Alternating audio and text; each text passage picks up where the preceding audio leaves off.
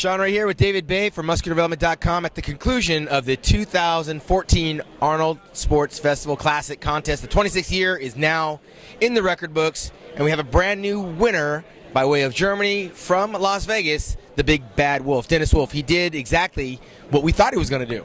Yeah, Dennis was a favorite coming in here. You know, he placed ahead of Shawn at the Olympia, so we knew that if Dennis brought his best, he'd walk away as the winner. I think this morning he wasn't quite at his form, or in the same form as he was at the Olympia.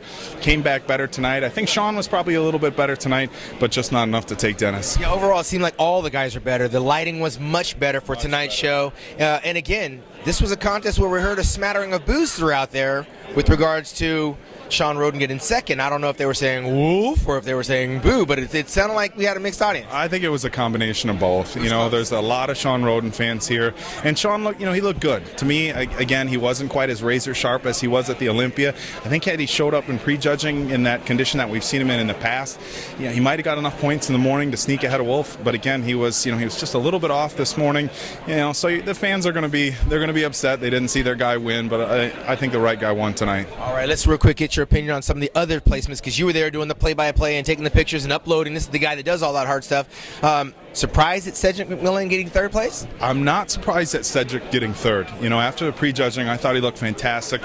Probably the best we've seen Cedric. He's one of the biggest guys on stage, and when he comes in shape, plus his aesthetics, he's a tough guy to beat. If there was a big surprise to me, I thought Evan and Victor would have been flip-flopped. I thought Evan Centopani was in fourth place. Personally, I thought Branch would have been in fifth and Victor in sixth. After prejudging this morning, I knew that wasn't the case by the call-outs, but from everything I saw this morning, again, I thought Evan was going to be in fourth place. Good comeback for Victor. His upper body looks to be where it was in his past. His legs just aren't quite where they used to be. That's the only knock I really have against Victor. But fourth place, he's a hard-working guy. He's had a long road back to where he's at, so good for him. All right, rookie coverage right here from David Bay. Let's bring in the expert, Bob Cicherillo, and find out what the voice of professional bodybuilding has to say. Welcome back, Bob. Listen, we saw it was a very hotly contested contest. Dave had some very interesting points. I also had the placements between Victor and Cedric flipped around, or Victor and Evans flipped around. I mean, you could flip a coin on these guys. I mean, they were that close. It was tight as you got kind of down there in that top five. Arguably, a lot of people had Branch a whole lot higher. You heard the cascade of boos. Branch very a crowd favorite. Yeah, he's going to be a crowd favorite because people like that hardcore, gnarly muscle. Right. Always going to be. Just to clarify, the fans were not booing when Dennis Wolf got announced. Well, obviously, when Shawn Rhoden got announced second, Dennis Wolf wins. Obviously, everybody knows they do the wolf call out there. That's what it's like when you got a name like Lou.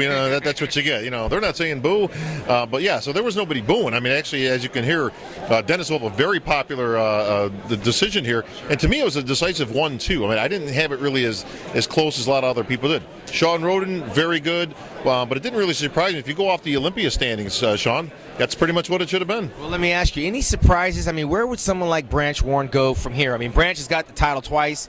He's won over in England. He's won over in Australia. I mean, he's got a slew of titles to his credit.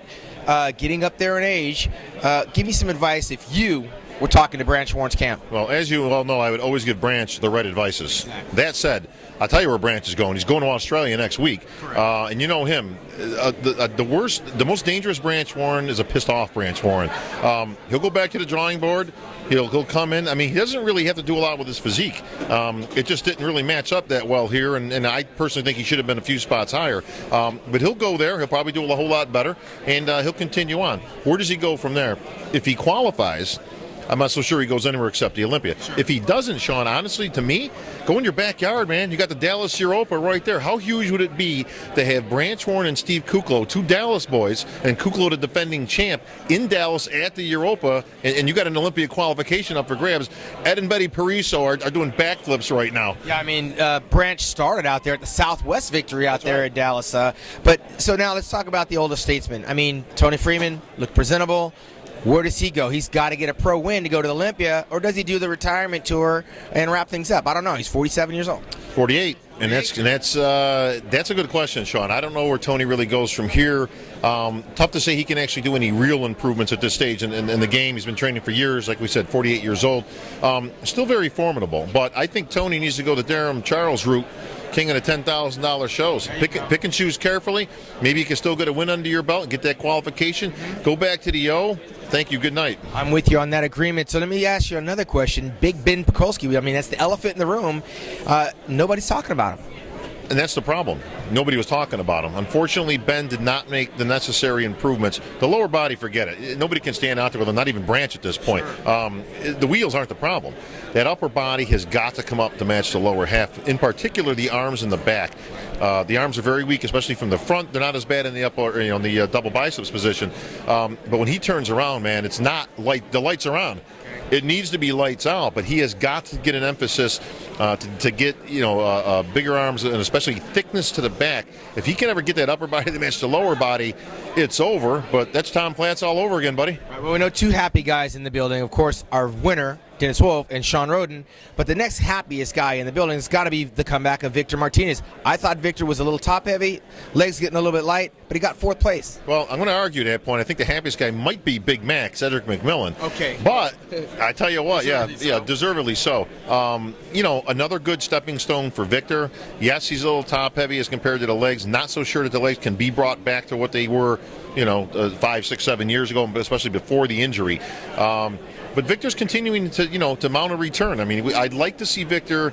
Well, we're going to have to see Victor back on stage sometime this year if he's going to get back to the Olympia. I suspect. Now, here's an interesting one, Sean. If you're Victor Martinez, do you go back to New York, your hometown, where you lost out to that ridiculous Big Ramy? Well, Ramy is coming back this year to defend the title. Right. I'm not so sure if I'm Victor. I'm going back there for some more. I think I'm picking another show. Well, there are a lot of shows added to the calendar, most notably right after the Olympia in Dubai on October 1st. We have a show there. In Prague on October the 4th. We have a show there, and of course we can't forget about the Arnold Europe. That's the 4th annual, 1 week after the Mr. Olympia. So there's a lot of choices internationally that some of these guys can make a nice load of money. And we got announced today, Arnold said that the Arnold Classic will be going to South Africa in 2015, right. And as well as Australia in 2015. So a lot of things happening in the expansion. If I'm Big Vic, I got to be, Arnold Brazil, yeah. Arnold Spain. Obviously, he won that one, before, so Victor gets some good love out there. But I think you can see Victor improve if he continues to go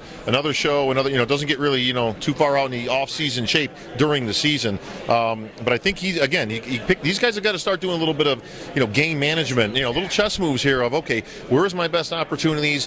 Where can I, get a good shot? You can't just haphazardly go in shows anymore. Those days are over. Yeah, well, I mean, we are coming to the end of our line here in Columbus, Ohio, and as predicted, Dennis the Big Bad Wolf, who came in third at the Mr. Olympia, highest ranking athlete here, did the business and walked off with $130,000 for his efforts, his first ever Arnold Classic title, and qualifies for the Mr. Olympia coming up, the 50th anniversary, Bob, as we move into Las Vegas. By the way, how happy was Dennis? Well, you could just see it he wanted this victory bad, yes. And deservedly so. I mean, obviously, coming off the Olympia, he's flying high right now, Sean. If he ain't going in now Dennis, I'd be off the grid until the Olympia. Sure. Now you got to go in. You got to try to go in and take out Phil Heath. Obviously, that's going to be a whole other avenue to take.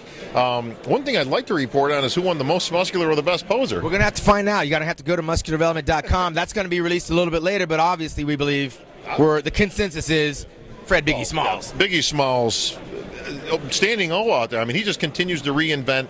Didn't really have any competition in that department, so we'll just go ahead and make that executive decision and say, Biggie Smalls, congratulations, 2 in a row and 10,000 richer. Most muscular. I wouldn't be surprised if that goes to the Big Bad Wolf. I mean, he won on muscularity. He has the great X frame, but I think he had the combination of everything. So I wouldn't be surprised if Dennis also gets that as well. 270 pounds when he wins the show. How do you not give it to him? I think it's going to be a foregone conclusion. Come to musculardevelopment.com to find out all of that stuff and look back at the play-by-play action. But for right now, Bob and I take this show on the road. We'll be in Australia, Melbourne, with promoter Tony Doherty, and several of these athletes will be out there competing as well on March 7th through the 9th in Melbourne. Follow us right here at musculardevelopment.com. But for right now, here in Ohio, Radio Monday. We've got the radio show on Monday, Muscular Development Radio, at 4 p.m. Pacific, 7 Eastern. Break it down. Tune in. Me and Bob will be there. All right. We're going to shut it down here. We've got some after parties. The governor's waiting up for us over there. For Bob Cicherillo, I'm Shawn Ray, and all of Team Muscular Development. Peace. We're out.